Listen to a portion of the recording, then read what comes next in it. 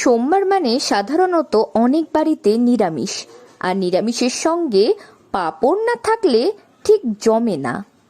Lunch হোক কিংবা dinner অথবা সন্ধেতে চায়ের আড্ডা, সবেতেই পাঁপড় থাকলে বেশ জমে যায়।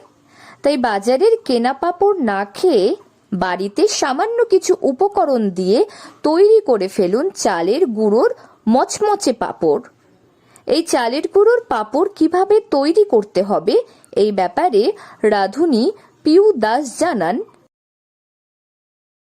চালের পাঁপড় মচমচে খেতে হয়।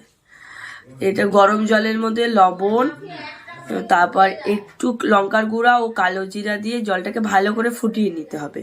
ফুটিয়ে নেওয়ার পর সেই চালের গুঁড়োগুলো ওই জলের মধ্যে দিয়ে পাতলা করে ব্যাটার করতে হবে।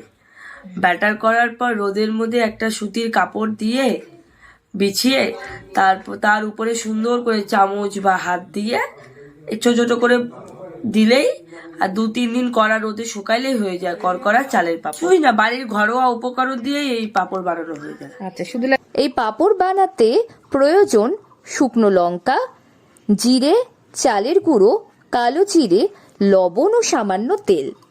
প্রথমে শুকনো লঙ্কা আর জিরে সামান্য কড়াইয়ে ভেজে নিয়ে ভালোভাবে শিলনোড়াতে মিহি করে বেটে নিতে হবে। এরপর একটি পাত্রের মধ্যে শুকনো লঙ্কা গুঁড়ো, গোটা জিরে, কালো জিরে আর স্বাদ মতো লবণ, পরিমাণ মতো চালের গুঁড়ো নিয়ে ওর মধ্যে জল মিশিয়ে ভালো করে একটি পাতলা ব্যাটার তৈরি করে নিতে হবে। অন্যদিকে একটি পাত্রে জল ফুটতে দিতে হবে।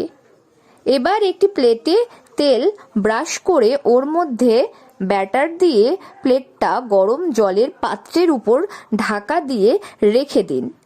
নাড়তে নাড়তে যখন ঘন হয়ে আসবে আর রংটাও পরিবর্তন হয়ে আসবে তখন গ্যাস বন্ধ করে দিতে হবে।